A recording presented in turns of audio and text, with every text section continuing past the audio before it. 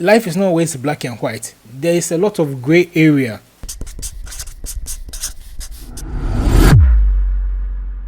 What's up, my people? It's your boy YaoCrack. Thank you for joining me today. So I came across this video on Flagrant 2, which is a podcast held by this comedian Andrew Schultz with his team. Yeah, and there was a video in from one of their fans who was asking, would you rather raise your child conservative or liberal? I think those of you who are well aware of how conservative and liberals are, you see that the conservatives are more of like the Trump people and the liberals are more of like the Joe Biden, Obama guys. There are two main political ideologies or like the ways of life over there. You have the conservatives who are more of like, even in self-explanatory, the term conservatives, they lean more towards religion and religious ways of living, where you are supposed to be conservative. I don't know how to describe it, but and the liberals, they are these sort of free thinkers, open and all those things. You see that? So the liberals are more of this kind of pro-LGBT, pro-feminism, they think they are more open-minded. It's a whole thing, but there are extremes of these groups and there are also the ones that are a bit neutral and more reasonable. But it seems usually it's the extremes that butt heads. I just want to make some points on how they reacted to it and also give my opinion on their points that were put out. Because I'm in Ghana, I'm African, and in Africa, Ghana here, we tilt more towards conservative than liberal. You see, everything is about tradition, everything is about how our ancestors or our forefathers did it and all of that. So being in Africa is, you are mostly being born or raised in Africa, you are most likely to turn up conservative than liberal.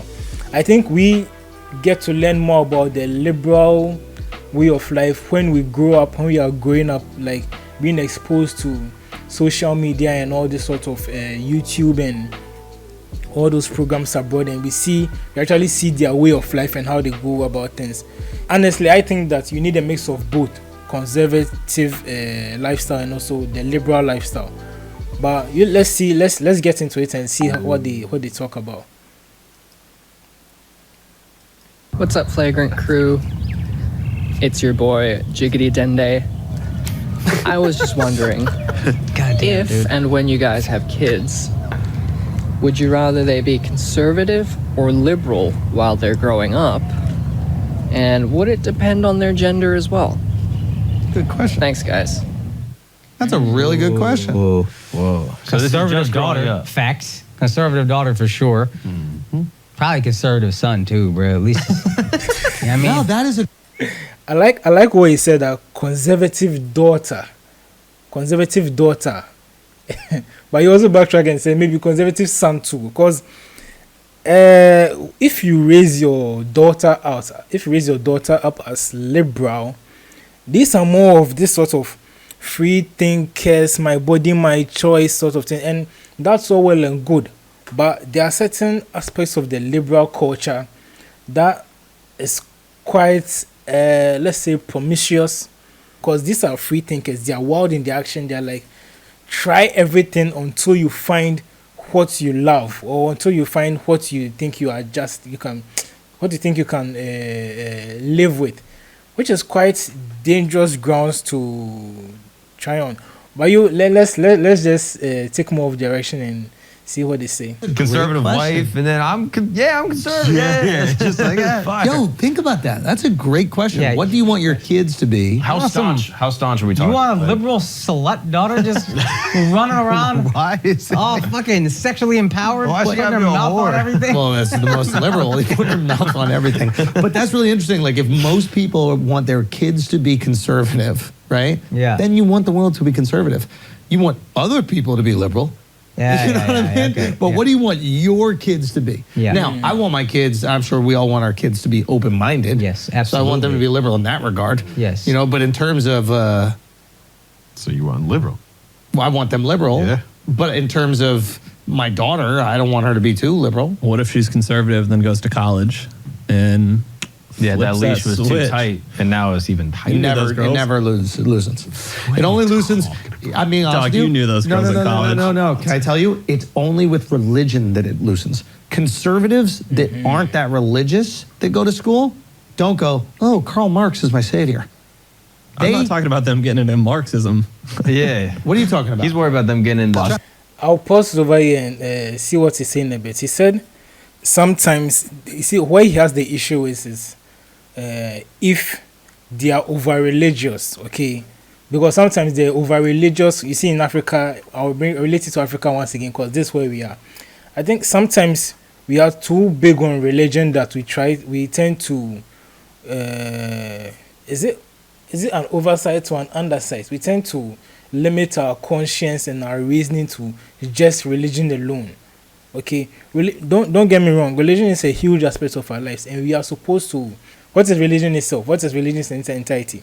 It's just principles that you should live by.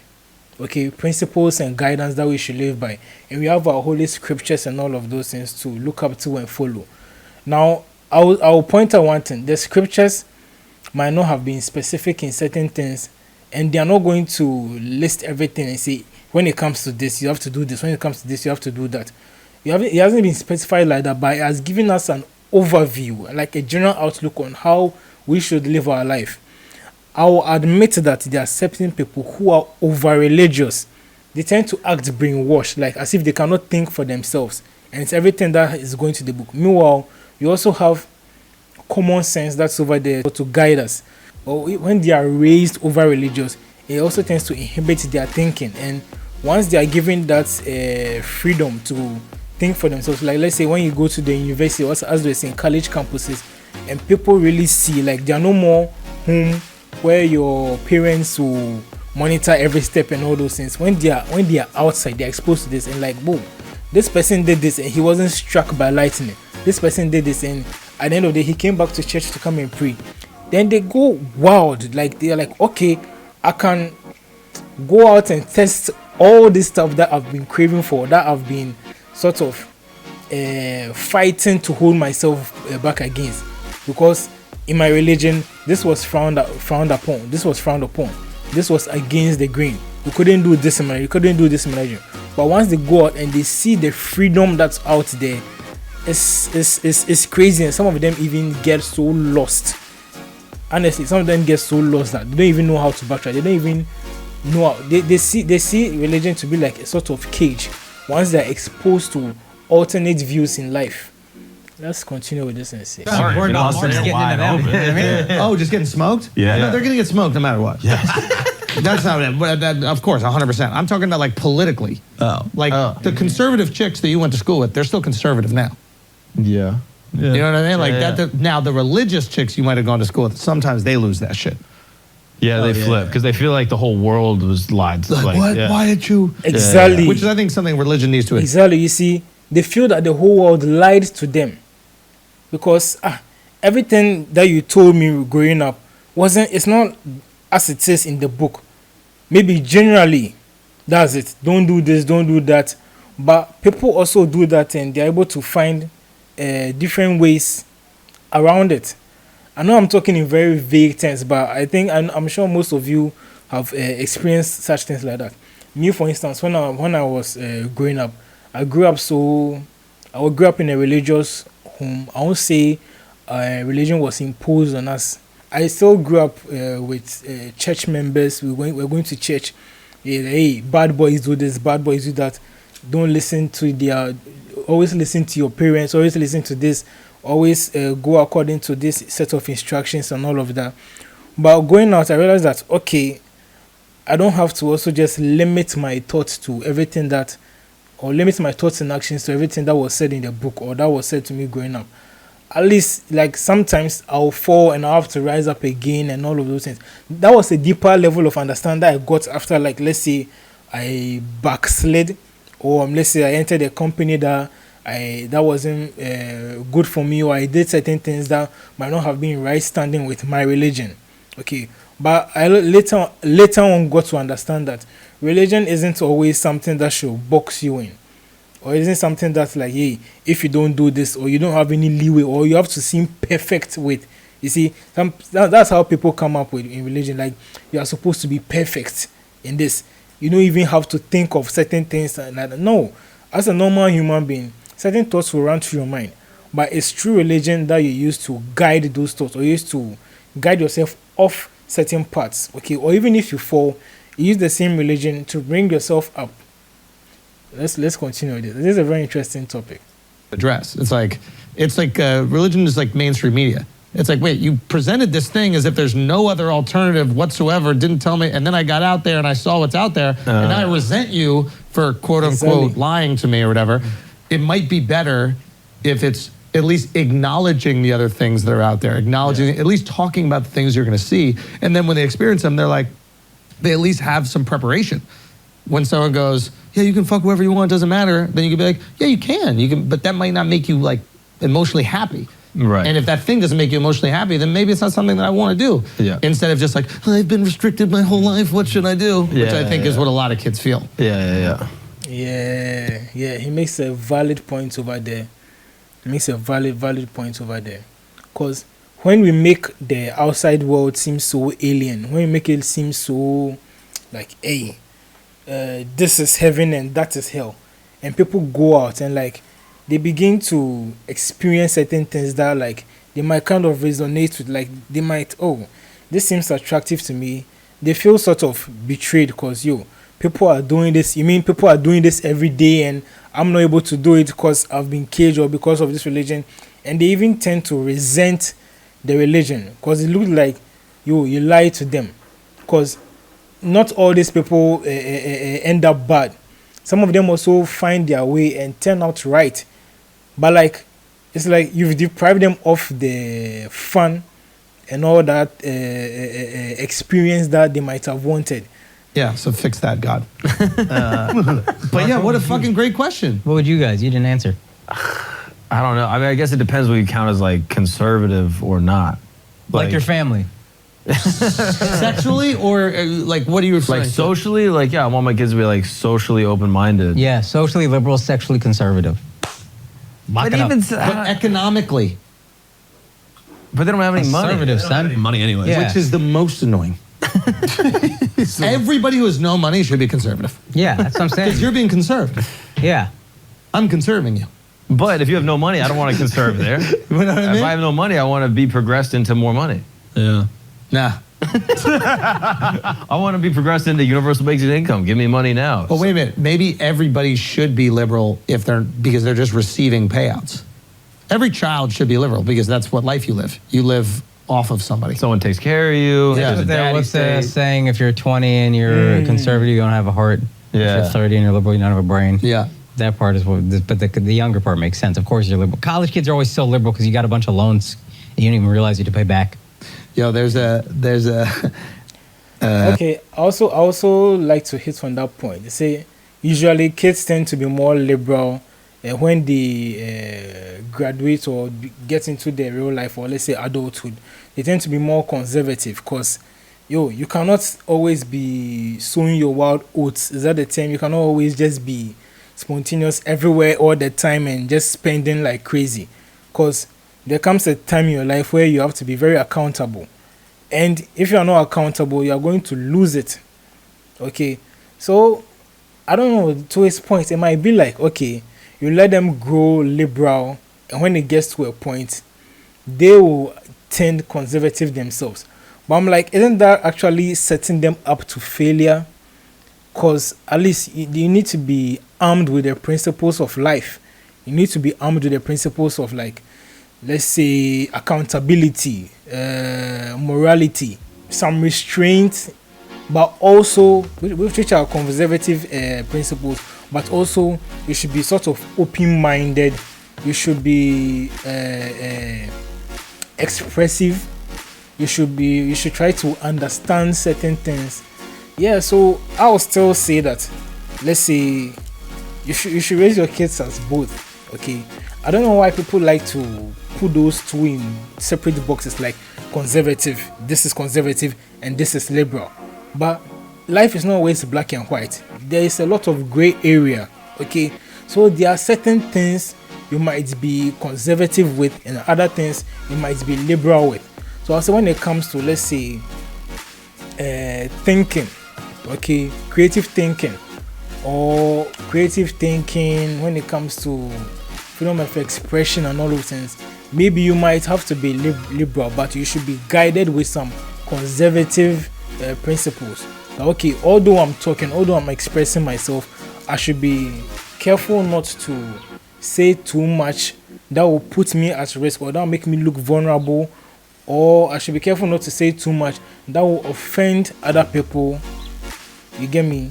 Or I should just have some restraint, even in my actions. Yeah, this sort of what Akash said, the Indian guy.